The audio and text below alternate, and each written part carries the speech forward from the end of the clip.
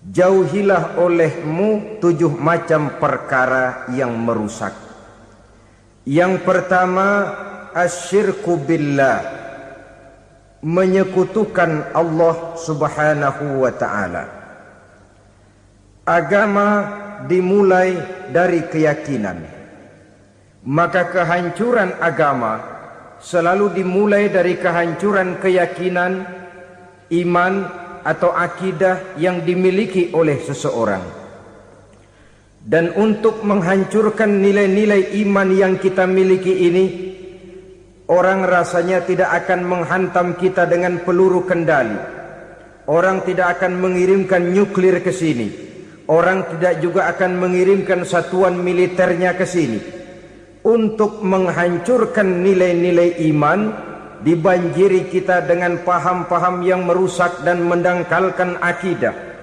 Baik ia bernama materialisme, baik ia bernama sekularisme, baik ia bernama banjirnya maksiat dan munkarat, baik ia bernama banjirnya peradaban dan kebudayaan yang menghancurkan moral daripada anak-anak kita, sedikit demi sedikit melenturkan dan melunturkan nilai-nilai keimanan kita, untuk kemudian pada waktunya nilai iman itu akan bertukar dan berganti menjadi nilai syirik kepada Allah subhanahu wa ta'ala. Atau pada sisi lain, menjadikan yang selain Allah sebagai tujuan akhir daripada kehidupan kita. Sedangkan kita sama-sama maklum bahwa di dalam pandangan agama Islam, dosa yang tidak berampun, dosa yang terbesar, termasuk dalam kategori bapak moyangnya dosa, tidak lain adalah syirik, yakni menyekutukan Allah subhanahu wa ta'ala. Pola penghancuran iman ini memang berstrategi. Ditawarkan kita kepada paham materialisme, paham kebendaan, di mana otak menempati urutan sebagai ranking pertama, Tuhan jatuh pada urutan kedua. Lalu menyusul kepada paham sekularisme, Allah dipisahkan dari seluruh kegiatan hidup ini, untuk pada gilirannya menjadikan yang selain Allah sebagai tujuan akhir daripada seluruh kegiatan hidup kita. Oleh karenanya, kewajiban menjaga nilai-nilai iman ini merupakan kewajiban yang mulia tetapi berat, tidak hanya untuk kita, tetapi juga bagaimana mewariskannya kepada anak-anak kita, generasi yang akan datang. Orang-orang tua bijaksana yang diceritakan di dalam Al-Quran, kalau sudah berpikir tentang anak-anaknya, pertanyaan yang paling mereka risaukan ialah, ma ta'buduna min ba'di. Anakku, kalau pada satu saat aku, ayahmu sudah tidak ada lagi di dunia ini, meninggalkan kamu semua, ma ta'buduna min ba'di, apa yang akan kamu sembah nak? Jikalau sekarang ayahmu masih mau ke masjid, masih mau melakukan rukuk dan sujud, masih beribadah menyembah Allah subhanahu wa ta'ala, kalau orang tuamu sudah tidak ada, ma ta'buduna min ba'di, masihkah engkau mau datang ke masjid? Masihkah engkau mau rukuk dan sujud? Masihkah engkau mau menyembah Allah subhanahu wa ta'ala? Pertanyaan ini yang dipikirkan oleh Nabi Yakub kepada putra-putranya. Pertanyaan ini yang diteruskan oleh Nabi Ibrahim kepada anak-anaknya. Pertanyaan ini yang diwariskan oleh generasi ulama salafus saleh kepada para generasi berikutnya. Bagaimana kita generasi sekarang? Kita orang-orang tua sekarang bukan berfikir ma ta'buduna min ba'di, malah yang kita fikirkan ma ta'kuluna min ba'di. Kalau bapak tidak ada nanti kamu makan apa nak? Perkara kamu nyembah apa, urusan nomor 18. Yang penting kamu nanti hidup bisa makan nak. Maka kita sibuk mewariskan harta kepada anak-anak kita. Kita sibuk mewariskan kebun dan tanah kepada anak-anak kita. Kita sibuk mewariskan pabrik kepada anak-anak kita, sementara kita lupa mewariskan intan yang paling mahal, mewariskan mutiara yang paling berharga, yaitu nilai iman kepada Allah Subhanahu wa ta'ala. Alangkah baiknya apabila warisan harta, warisan tanah dan kebun, warisan rumah dan pabrik didasari lebih dahulu dengan mewariskan nilai iman kepada Allah Subhanahu wa ta'ala. Sebagai orang-orang tua, kita boleh bersedih kalau anak kita tidak mengerti komputer. Kita boleh bersedih kalau anak kita tidak mengerti matematika. Kita boleh bersedih kalau anak kita tidak mengerti bahasa Inggris. Tapi sewajarnya lebih bersedihlah kita orang tua jikalau mempunyai anak yang tidak kenal Allah sebagai Tuhannya, yang kemudian tidak mau rukuk dan sujud kepada Allah Tuhannya. Itulah kemalangan yang paling malang bila kita meninggalkan generasi yang tidak bertauhid kepada Allah Subhanahu wa ta'ala. Betapapun anak kita tidak ngerti komputer, saudara, paling-paling kerugiannya cuma kerugian dunia. Masuk dia ke alam barzakh, munkar nakir tidak akan sempat tanya kau belajar komputer apa tidak. Kumpul dia di padang mahsyar, malaikat juga tidak akan tanya matematikamu nilainya berapa. Yang ditanya, kau kenal Allah, kau rukuk dan sujud kepadanya, kau pernah datang ke masjid. Oleh karena itu sekali lagi, menjaga nilai iman tidak hanya untuk kita, tetapi juga mewariskannya kepada anak-anak kita, generasi yang akan datang. Sungguh kemalangan yang paling besar apabila kita meninggalkan anak-anak kita. Mereka kita tinggalkan lemah ekonominya, itu tidak baik. Mereka kita tinggalkan lemah otaknya, itu pun akan membuat mereka tertinggal oleh yang lain. Tapi yang paling celaka, jikalau kita tinggalkan mereka dalam kondisi lemah imannya, rapuh akidahnya, tidak baik dan tidak betul keyakinan hidupnya. Oleh karena itu Nabi berpesan, jauhilah 7 perkara yang merusak. Yang pertama, syirik kepada Allah Subhanahu wa ta'ala. Menyekutukan Allah baik dalam ucapan, dalam keyakinan, ataupun dalam perbuatan. Ini perkara pertama yang termasuk 7 perusak besar di dalam kehidupan.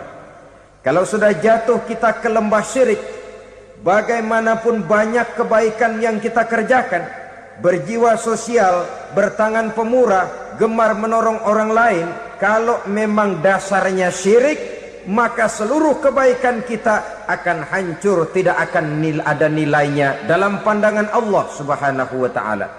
Dalam pandangan manusia, mungkin kita dicatat sebagai orang sosial, gemar menolong orang lain, tidak berpangku tangan melihat orang yang mendapat kesulitan.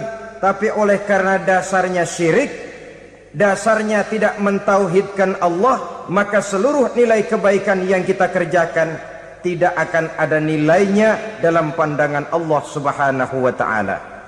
Maka jagalah iman kita, jangan sampai dihinggapi penyakit syirik yang bagaimana kecilnya sekalipun.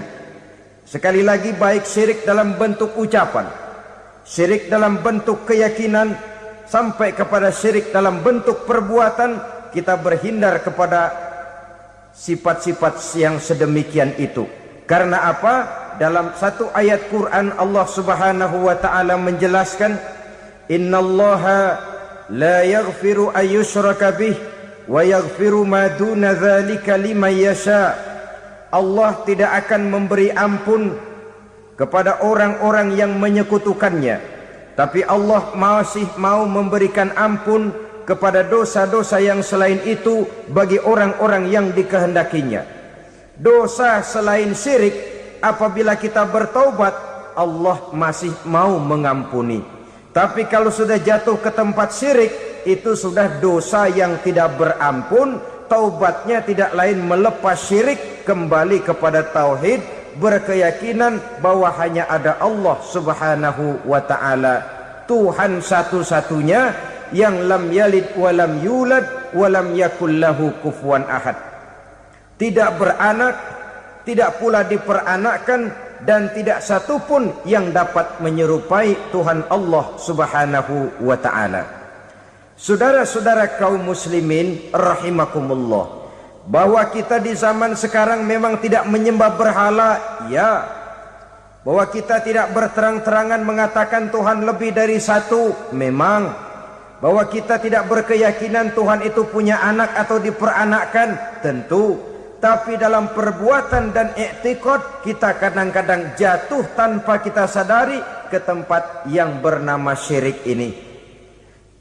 Oleh karenanya, di zaman di mana teknologi makin canggih, di mana kemajuan pembangunan makin menjangkau berbagai aspek kehidupan, diperlukan keseimbangan antara kemajuan fisik material dengan kemajuan mental spiritual. Apabila tidak ada keseimbangan, yang terwujud tentulah kepincangan yang diawali dengan pincangnya cara kita berpikir, sehingga pada akhirnya akan mengarah kepada pincangnya cara kita berbuat dan bertindak di dalam kehidupan kita. Oleh karena itu Nabi berpesan, jauhilah sifat syirik, karena syirik merupakan dosa yang teramat besar. Ini sifat merusak yang pertama. Yang kedua kata Nabi, wasihra, jauhilah sihir. Sihir ini juga termasuk perkara yang merusak kehidupan.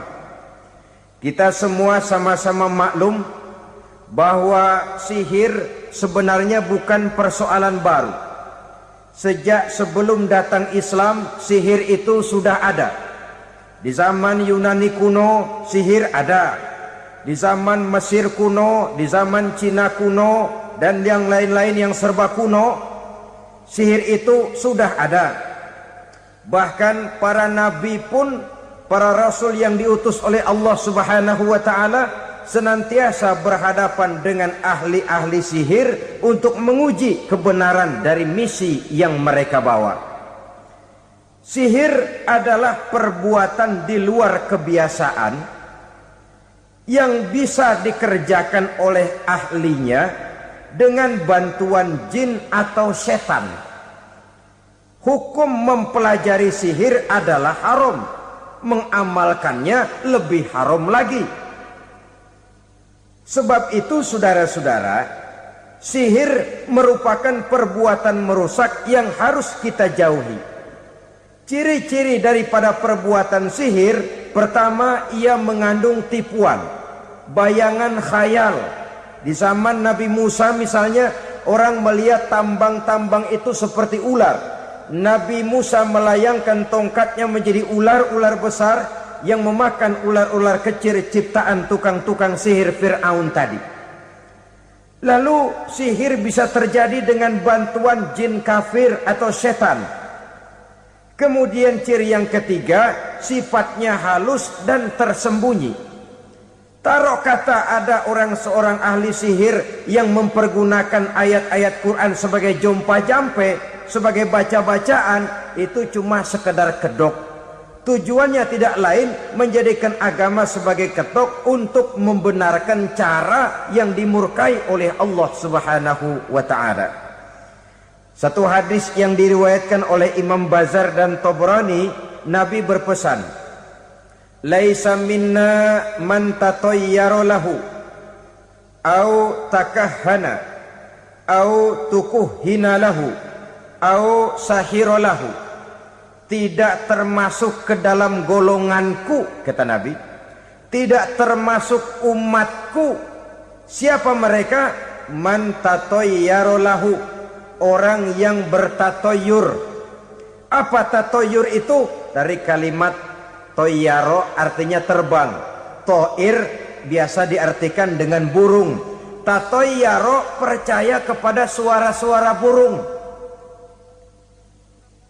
Man tatoyaro lahu, mempercayai, meyakini dengan benar-benar kepada suara beburungan. Kan suka ada itu, nah bunyi burung tuh, maling liwat. Maling liwat. Burung bunyi, maling liwat. Itu termasuk tatoyaro lahu, percaya kepada suara burung. Kan aneh kalau suara orang nggak dipercaya, suara burung malah dipercaya. Ada ustadz ceramah, kiai ngaji, nggak mau didengerin, burung dengerin bener. Nah, suaranya dari sebelah mana? Belah kulon. Nah, itu tandanya anu. Habis dihitung-hitung, itu termasuk tatoyaro lahu, au takahana, atau bertenung, au tukuhina, atau minta ditenungkan, au sahiro lahu, atau melakukan perbuatan sihir, atau minta disihirkan. Laisa minna, tidak termasuk ke dalam golonganku, kata Nabi. Sehingga dengan demikian saudara-saudara, menghadapi sihir dengan sihir sekalipun termasuk perbuatan yang tidak diajarkan oleh agama.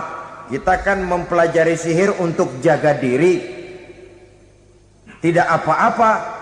Yang dilarang mengamalkannya, dilarang juga mempelajarinya. Sebab orang kalau sudah mengetahui, biasanya lalu terangsang untuk mencoba. Kalau percobaannya berhasil, biasanya terangsang untuk coba lagi dan coba lagi. Pada akhirnya ketagihan, lalu beralih menjadi profesi, apalagi itu nanti bisa mendatangkan hasil uang. Saudara-saudara kaum muslimin rahimakumullah, kita manusia makhluk nyata, kita hidup di alam nyata, terikat oleh sunnatullah, causality. Oleh karenanya bagi kita keyakinan yang penuh, keikhlasan di dalam bertuhankan Allah, penyerahan diri sepenuhnya hanya kepadanya, itu sudah merupakan obat penangkal yang sangat ampuh agar kita tidak terkena penyakit-penyakit yang dibuat oleh setan dan para pembantunya. Sehingga beberapa ayat Quran mengajarkan, misalnya a'udzu bikalimatillahi tammati min syarri ma khalaq, atau bismillazi la yadurru ma'asmihi syai'un fil ardi wala fis sama, dengan menyebut nama Allah yang tidak bisa mendatangkan bahaya sedikit pun, dari baik yang datang dari langit maupun yang datang dari bumi. Jiwa yang kosong dari keyakinan yang penuh kepada Allah, jiwa yang penuh was-was dan ragu-ragu, itu yang mudah terserang oleh penyakit-penyakit yang dikerjakan oleh para tukang-tukang sihir, yaitu oleh setan dan seluruh para pembantunya. Kemudian hadis kedua yang diriwayatkan oleh Imam Ibnu Hibban, Nabi bersabda, la yadkhulul jannata mudminu khamrin wala mu'minu bisihrin wala qati'u rahmin. Tidak masuk surga. Ini Nabi yang bilang, tidak masuk surga. Siapa itu? Pertama, mudminu khamrin, orang yang berkekalan dalam mabuk. Selalu mudminun itu sudah menjadi perbuatan rutinnya, tidak kapok-kapoknya, teler seumur hidup. Mudminu khamrin, tidak masuk surga orang yang selalu bermabuk-mabukan. Yang kedua, wala mu'minu bisihrin, orang mukmin tapi main sihir. Ini juga oleh Nabi diperingatkan, tidak akan masuk surga orang mukmin tapi suka main sihir. Wala qati'u rahmin, dan tidak juga orang yang memutuskan silaturahmi. Tiga macam manusia yang diperingatkan Nabi tidak akan masuk surga: orang yang selalu mabuk, orang mukmin yang main sihir, dan orang yang memutuskan silaturahmi. Saudara-saudara kaum muslimin rahimakumullah. Lalu orang berkata, kenapa dilarang kita bersihir? Padahal Rasul sendiri kan punya mukjizat. Nah, kita memang harus membedakan antara mukjizat dengan sihir. Dalam kehidupan agama kita kenal ada yang namanya mukjizat, ada yang namanya karomah atau keramat biasa diucapkan, ada yang namanya maunah, ada yang namanya irhas, ada juga yang namanya sihir. Kesemuanya ini berbeda, saudara-saudara. Yang dinamakan mukjizat itu khusus untuk para rasul saja. satu kejadian luar biasa yang terjadi dilakukan oleh Rasul atas izin dari Allah Subhanahu wa ta'ala. Perbedaannya dengan sihir jelas. Sihir dari setan, mukjizat dari Allah. Sihir bisa dipelajari, mukjizat tidak. Sihir umumnya untuk maksud-maksud yang tidak baik, sedangkan mukjizat untuk memperkuat kebenaran yang disampaikan oleh para rasul dan ditentang oleh umatnya. Bahkan kafir Quraisy dahulu menganggap orang-orang ahli sihir itu berada dalam satu posisi yang hina, sehingga mereka mengatakan dan menuduh Nabi Muhammad sebagai tukang sihir. Tuduhan sebagai tukang sihir adalah tuduhan yang sangat aib dan hina. Di tengah masyarakat kufar jahiliyah, kedudukan tukang sihir dipandang sebagai kedudukan yang hina, sehingga mereka mengejek Nabi dengan sebutan tukang sihir. Jadi mukjizat hanya untuk Rasul saja. Kemudian karomah. Karomah ini asal kata dari karoma, kehormatan, kemuliaan yang diberikan Allah kepada hamba-hambanya yang rajin mendekatkan diri kepadanya. Oleh karena ketekunannya melaksanakan ibadah, Allah memberikan keistimewaan kepada orang itu, yang dengan keistimewaannya dia bisa mengerjakan yang tidak bisa dikerjakan oleh orang lain. Karomah hanya bisa dicapai dengan prestasi ibadah. Kalau sihir, mau ibadah apa enggak, asal dia belajar, bersatu dan berteman dengan setan, memenuhi persyaratan-persyaratan setan, biasanya lalu bisa. Sedangkan karomah tidak mungkin terwujud tanpa orang mendekatkan diri sedekat-dekatnya kepada Allah Subhanahu wa ta'ala. Maka kita lihat biasanya orang-orang yang punya ilmu sihir, mukanya rata-rata nggak enak dilihat. Kumuh, jauh dari air wudhu, jauh dari sujud kepada Allah, malah berteman dengan setan, menjadi pelayan-pelayannya setan. Saudara-saudara, adapun maunah, keistimewaan yang diberikan Allah kepada hamba-hambanya yang belum sampai kepada tingkat wali, tapi orang itu lebih banyak kebaikannya daripada kesalahannya.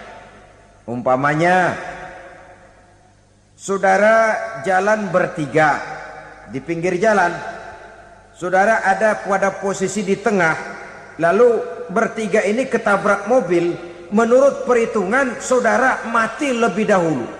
Tapi terjadi hal yang aneh, dua teman saudara mati, saudara malah cuma luka dan lecet sedikit saja. Apa itu? Kalau kita lebih banyak kebaikannya daripada kesalahannya, itu yang dinamakan maunah, pertolongan yang diberikan Allah kepada hamba-hambanya yang lebih banyak kebaikannya daripada kesalahannya. Sedangkan yang dinamakan irhas, kejadian luar biasa pada diri seseorang pada waktu dia masih kecil, yang menunjukkan tanda-tanda keistimewaannya. Itu umumnya pada para nabi pada usia kecilnya sudah ada irhas, tanda-tanda istimewa. Jelas baik mukjizat, karomah, maunah maupun irhas berbeda dengan sihir. Sihir ini jelas saja merupakan bantuan dan persekutuan antara manusia dengan setan. Padahal setan, kata Allah dalam Al-Quran, innahu lakum aduwwum mubin, sesungguhnya setan bagi kamu adalah musuh yang sangat jelas. Saudara-saudara kaum muslimin rahimakumullah, di zaman sekarang dalam menghadapi beban kehidupan yang makin pelik, menghadapi stres yang tidak kunjung selesai, menghadapi persoalan-persoalan yang teramat berat, orang sering mencari jalan keluar kepada hal-hal yang menurut pendapatnya bisa meringankan beban moralnya itu. Pergilah dia mencari sesuatu yang dapat meringankan bebannya. Dan tidak jarang yang jatuh ke pangkuan tukang-tukang tenung, ke pangkuan tukang-tukang sihir, yang mereka itu oleh Quran dijelaskan kadzabal munajjimun walau sodaku. Tukang-tukang tenung, tukang-tukang sihir, mereka itu bohong walaupun benar. Maksudnya bohong walaupun benar artinya kalau yang mereka kerjakan benar, itu sih kebenaran. Benar dengan kebenaran itu lain. Kebenaran, kebetulan bisa, tapi tidak untuk selalu. Apalagi kalau itu sudah membahayakan kehidupan orang lain. Jadi oleh karena itu Nabi berpesan jauhilah daripada sihir. Kalau sudah jauhilah dari sihir artinya ya jauhilah daripada mempelajarinya, jauhilah daripada bergaul dengan orang-orang yang ahli di bidang itu, karena dari pergaulan segalanya bisa menular. Baiklah saudara, ini yang kedua. Yang ketiga pesan Nabi, wa qatlan nafsil lati harramallahu illa bil haq.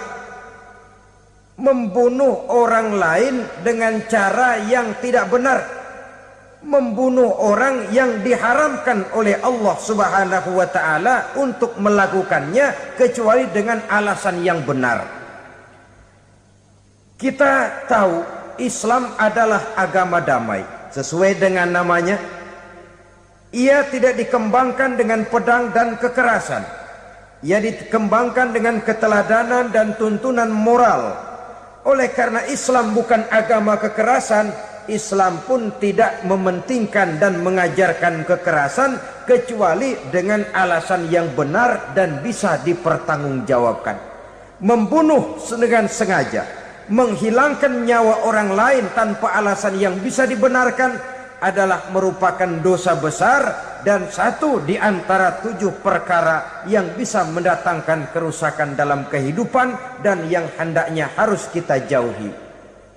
Saudara-saudara kaum muslimin rahimakumullah, beberapa waktu yang lalu di sebuah kota kecil yang indah bernama New Auckland. Saudara tahu New Auckland? Itu dari Gunung Kidul masih ngidul lagi. Pernah diadakan satu seminar yang membicarakan bagaimana menyelamatkan masyarakat manusia dari bahaya Perang Dunia Ketiga. Diperkirakan kalau terjadi Perang Dunia Ketiga, manusia tidak akan tersisa. Sebab apa? Pada waktu itu cadangan nuklir yang dimiliki oleh bersama Amerika dan Rusia konon sudah sanggup memusnahkan 6 miliar manusia pada saat jumlah manusia baru 5 miliar. Jadi kelebihan nuklir dunia ini. Kalau terjadi Perang Dunia Ketiga, sulit manusia untuk tersisa.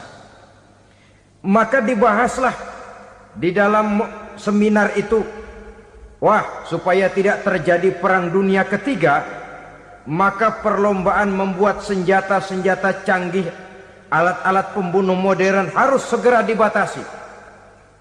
Dibahas, tidak mungkin kita membatasi perlombaan membuat senjata. Kenapa?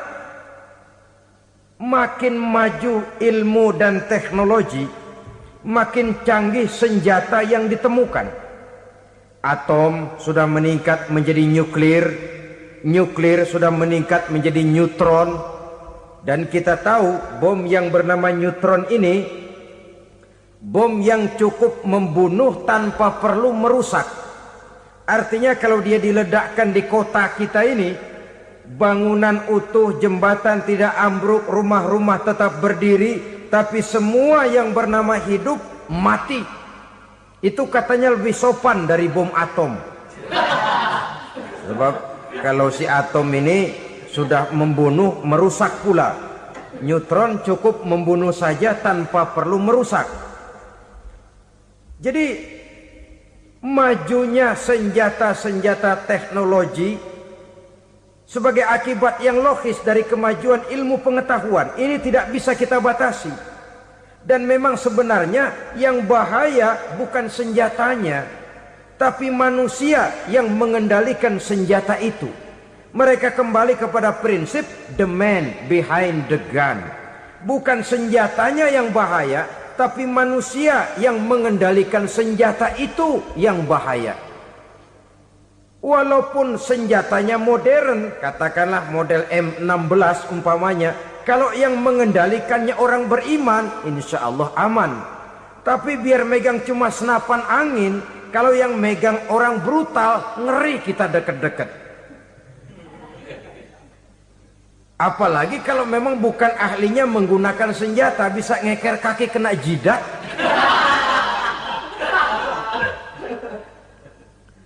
Mereka kembali kepada prinsip lama yang tetap baru. Bukan senjatanya yang harus dibatasi, manusia yang mengendalikan senjata itu yang perlu dibicarakan. Nah, kalau begitu, agar manusia tidak mempergunakan senjata sewenang-wenang, apa yang harus kita lakukan? Ya, manusianya harus bermoral. Ya, tapi moral yang mana? Di dunia ini banyak ajaran tentang moral. Itu pun mudah saja. Di sini kan kita undang saja ahli dari berbagai agama untuk membicarakan konsep perdamaian menurut agamanya masing-masing. Baik, setuju itu? Setuju. Maka tampillah para ahli agama, mereka kembali kepada prinsip moral daripada konsep yang terkandung di dalam ajaran agama untuk menegakkan perdamaian. Mula-mula naiklah ahli dari agama Hindu.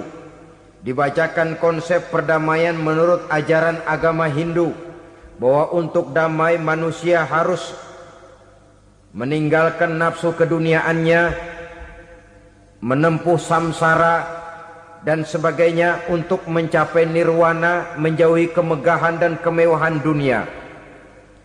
Ini lalu dibahas, rasanya juga tidak mungkin ini.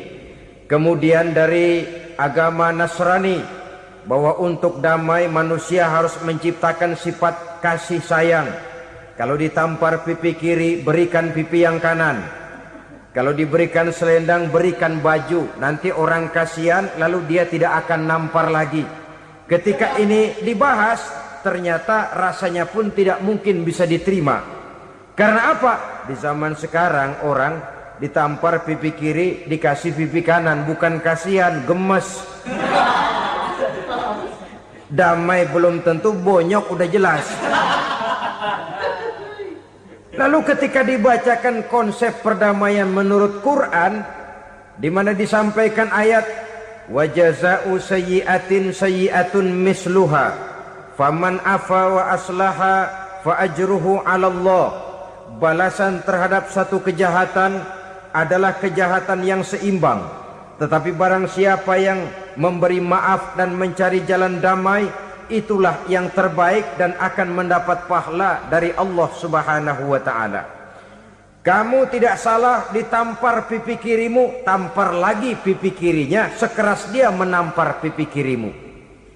Nanti orang tidak mau menampar kita karena dia tahu kalau dia tampar kita, dia akan menderita tamparan sekeras dia menampar kita. Akan terjadilah prinsip saling hormat menghormati, tidak saling ganggu, tidak saling usil, tidak saling jahil. Atas dasar ini perdamaian bisa ditegakkan. Mereka bisa menerima konsep ini, tapi kemudian seminar ditutup tanpa satu keputusan resmi. Kenapa? Terus terang mereka kagum dengan konsep Islam, tapi sentimen lama terhadap nilai-nilai Islam telah menutup mata mereka untuk menerima kebenaran dari ajaran Al-Quranul Karim.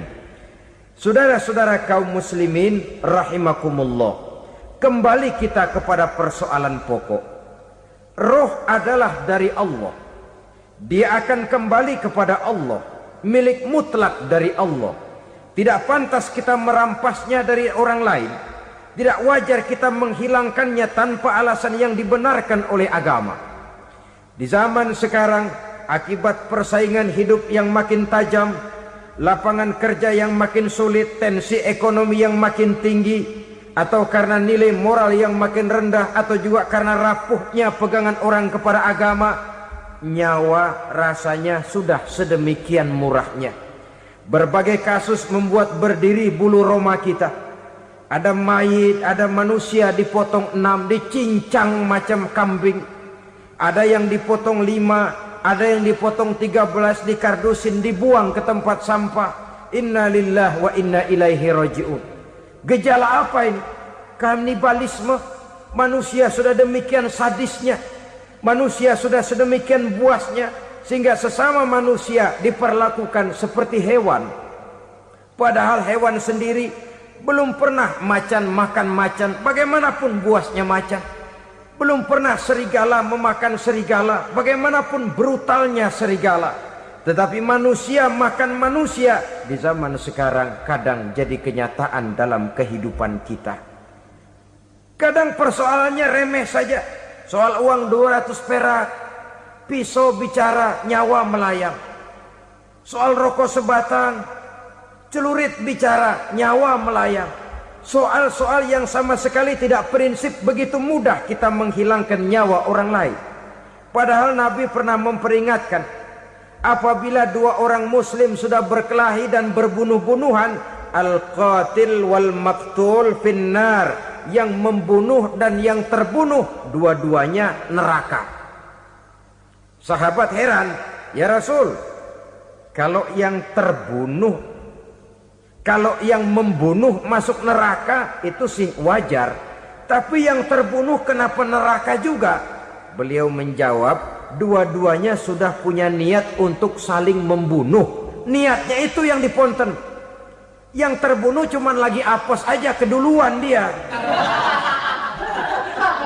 Umpama tidak terbunuh, pasti dia yang akan membunuh. Oleh karenanya al-qatil wal maktul, yang membunuh dan yang dibunuh finnar, dua-duanya masuk ke dalam neraka. Islam menghormati kehidupan, tidak hanya terbatas kepada sesama muslim, orang-orang yang berlainan agama pun yang mau hidup berukun, damai, berdampingan dengan umat Islam, jiwa mereka, darah mereka dilindungi oleh nilai-nilai Islam yang disebut dengan kafir zimmi ini. Mengganggu mereka sama saja dengan mengganggu aku, kata Nabi. Jadi oleh karena itu, sayangilah sesama. Kehidupan adalah anugerah Allah, bukan wewenang kita untuk mencabutnya dari orang lain. Bukan wewenang kita untuk merampas dan menghilangkannya dari orang lain. Apa yang tidak enak terjadi pada diri kita, begitu pula lah apabila terjadi pada diri orang lain. Sehingga Nabi mengatakan, la yu'minu ahadukum hatta yuhibba li akhihi ma yuhibbu li nafsihi. Belum dikatakan beriman seseorang kamu apabila dia belum mencintai saudaranya seperti ia mencintai dirinya sendiri. Apa yang enak dirasakan oleh orang lain, enak juga dirasakan oleh dia. Mengukur orang lain dengan diri sendiri. Kalau orang lain tanpa salah saya fitnah, kalau saya tanpa salah difitnah orang, enak apa enggak? Enggak, orang lain juga begitu. Kalau orang lain tanpa salah saya tempeleng kepalanya, enak apa tidak? Tidak. Orang lain juga begitu. Yang tidak enak terjadi pada diri kita, tentu tidak enak juga kalau terjadi pada orang lain. Mengukur orang lain dengan diri sendiri, sehingga tidak timbul sifat egois, tidak menari di atas bangkai orang lain, tidak mendirikan kebahagiaan di atas untayan air mata orang lain. Sehingga dengan demikian saudara-saudara, dia bisa menghormati kehidupan, menghormati orang lain sebagaimana dia ingin dihormati. Inilah perbuatan ketiga yang merusak, membunuh orang lain dengan yang diharamkan Allah tanpa alasan yang benar. Yang ketiga. Kemudian yang keempat, perbuatan merusak wa aklar riba, makan riba. Hidup adalah tolong menolong. Bahasa kerennya take and give katanya. Saling memberi dan saling menerima. Nabi mengajarkan, man kuraba kurbatan min kurabid dunia karaballahu lahu kurbatan min kurabi yaumal qiyamah wallahu fi aunil abdi madamal abdu fi auni akhihi. Siapa yang meringankan beban dari beban-beban yang dirita seseorang di dalam kehidupan dunia, Allah akan meringankan bebannya daripada beban-beban yang harus dipikulnya di hari kiamat nanti. Wallahu fi aunil abdi madamal abdu fi auni akhihi. Allah senantiasa akan menolong seorang hamba selama hamba itu masih mau menolong saudaranya. Allah selalu akan menolong seorang hamba selama hamba itu masih mau menolong saudaranya. Apabila kita sudah berpangku tangan terhadap kesulitan orang lain, biasanya pun pada saat kita mendapat kesulitan, kita akan sulit juga memperoleh pertolongan. Nah, riba alias renten, kedoknya adalah menolong orang, tapi sama juga bulu buntutnya dilepas, palanya dicekek. Menolong orang pada akhirnya menjadi beban bagi seseorang, dan memang mencari orang-orang yang berada dalam posisi kesulitan. Biasanya di daerah-daerah di mana musim paceklik, jadi lapangan kerja sulit, sedangkan urusan perut tidak bisa ditunda. Akhirnya orang terjebak ke dalam rentenir, ke dalam riba, ke dalam renten. Bunga berbunga, sehingga satu saat jumlah bunganya bisa lebih besar dari jumlah pinjaman pokoknya. Kemudian kalau juga ternyata tidak bisa dibayar, rumah jadi taruhan. Memang rumah satu-satunya, begitu rumah ditarik mulain camping. Bukankah pada akhirnya akan mewariskan kesengsaraan? Oleh karena itu, kepada kita berusahalah jangan berhubungan dengan rentenir, jangan makan renten dan riba. Kepada mereka yang melaksanakan riba, walaupun mendatangkan keuntungan materi, tapi percayalah, harta yang didapat dengan jalan riba tidak akan membawa keberkahan. Manakala tidak membawa keberkahan, dia tidak akan mendatangkan ketenangan di dalam kehidupan kita. Oleh karenanya, memakan harta riba termasuk perbuatan yang merusak sendi-sendi kehidupan sosial, merusak kehidupan orang lain, merusak kehidupan masyarakat, tetangga, pergaulan, dan sebagainya. Yang kelima, wa akla malil yatim, memakan harta anak yatim dengan cara yang zalim. Nih, memang lezat. Anak yatim itu nggak tahu urusan apa-apa. Kita diamanahkan untuk mengurusinya. Kadang-kadang dibentuklah panitia penyantunan yatim piatu. Yatimnya mah tetap kelaparan, panitianya yang pada gendut.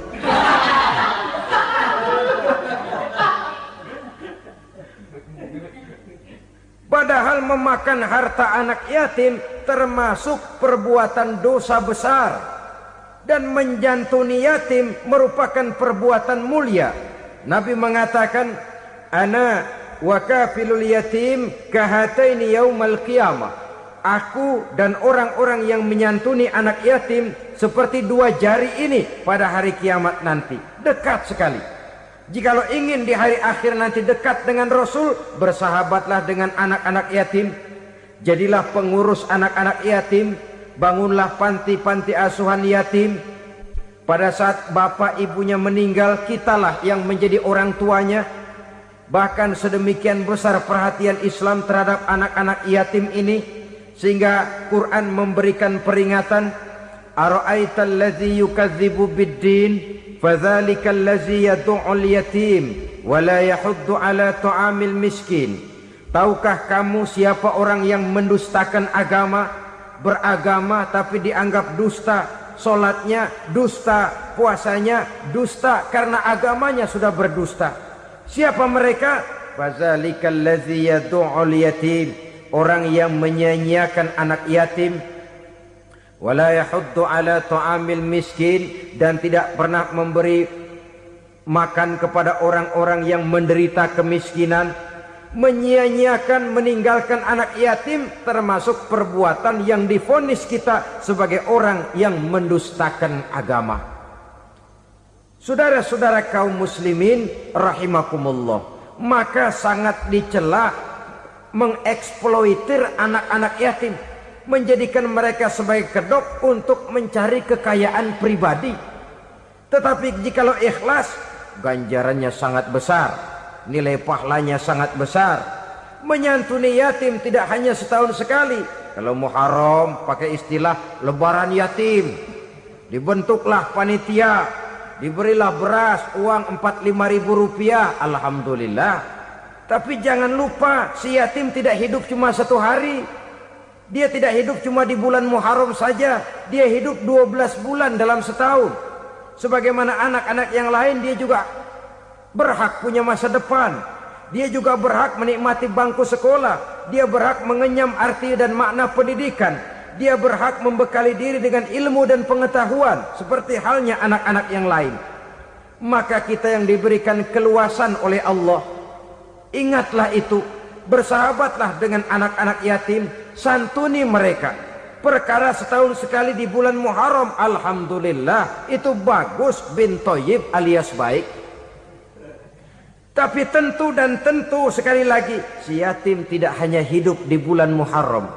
Dia hidup 12 bulan dalam setahun, 24 jam di dalam sehari. Oleh karenanya, menyia-nyiakan mereka pada saat posisi kita memang mampu akan memojokkan kita dalam satu posisi di mana kita dianggap sebagai orang yang mendustakan agama, memakan harta anak yatim dengan cara yang zolim. Bapaknya udah meninggal, kebunnya lebar, anaknya dikelecehin. Nah, dah kamu gak usah pusing, nanti saya yang ngurus. Akhirnya bukan ngurus, nguras. Si yatim mungkin tidak tahu bahwa dia disia-siakan, haknya diambil, miliknya dizolimi.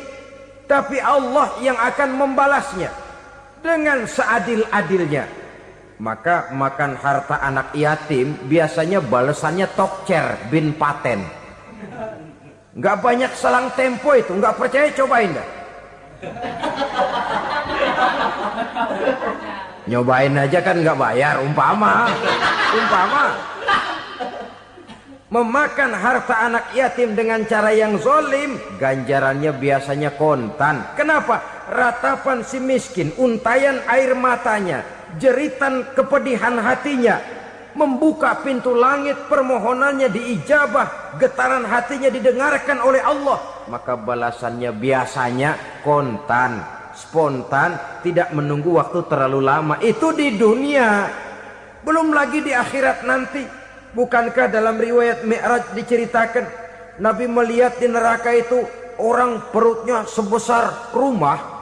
La haula wala quwata. Itu perut kayak rumah, bagaimana jalannya tuh?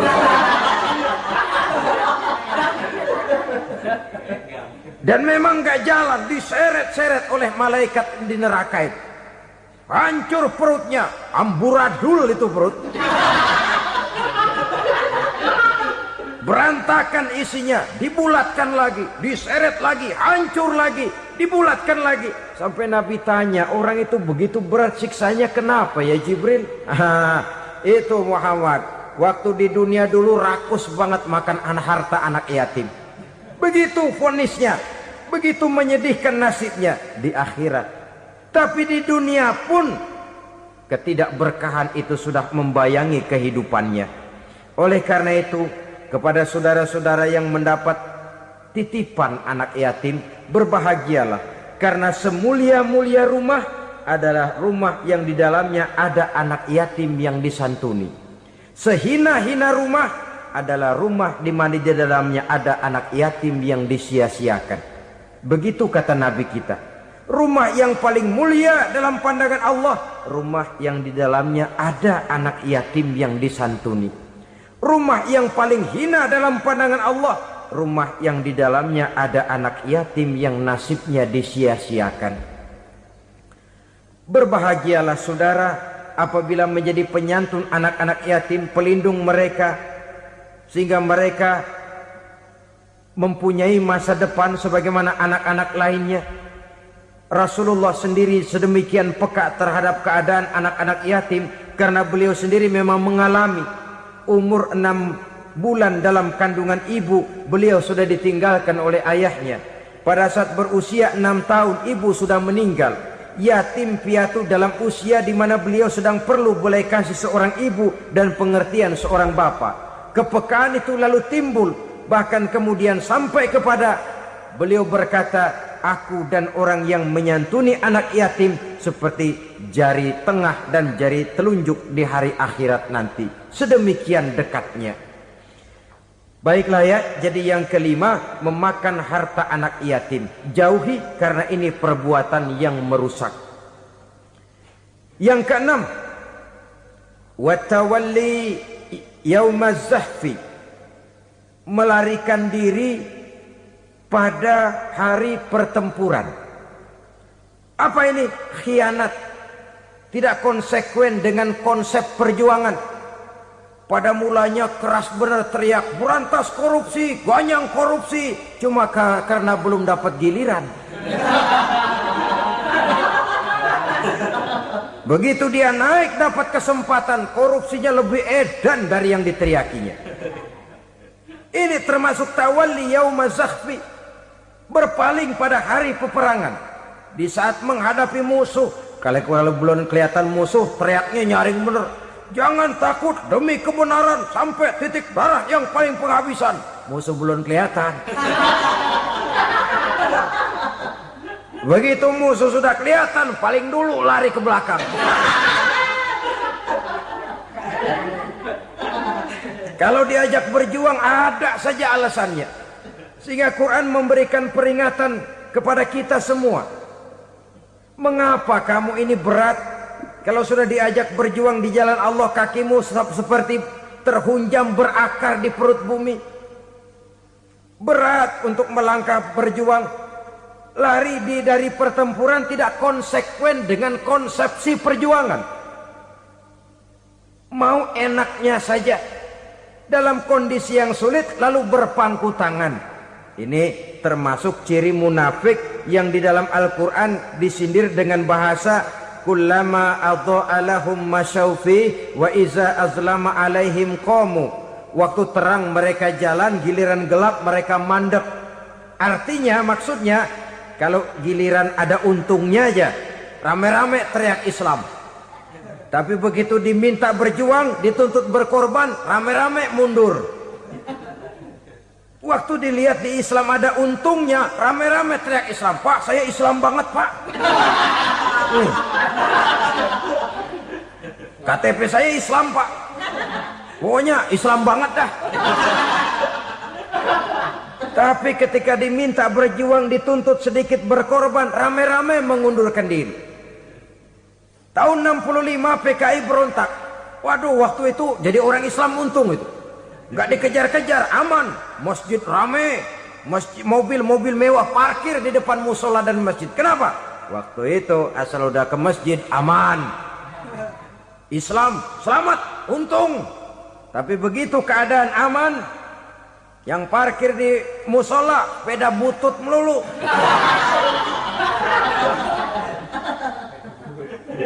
Waktu terang mereka jalan, waktu gelap mereka berhenti.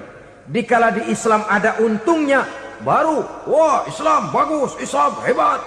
Tapi waktu dilihat ada kerugian, jangan bawa-bawa Islam dah. Jangan bicara soal Islam, ini kan bukan soal agama. Bukan soal agama. La haula wa la quwata illa billah. Beragama kita ambil talfik fid din, mengambil yang enteng-enteng saja dalam urusan beragama ini. Tidak konsekuen kita dengan Islam kita. Seolah kita mau memilih mana yang terasa cocok sama selera kita, kita teriak Islam.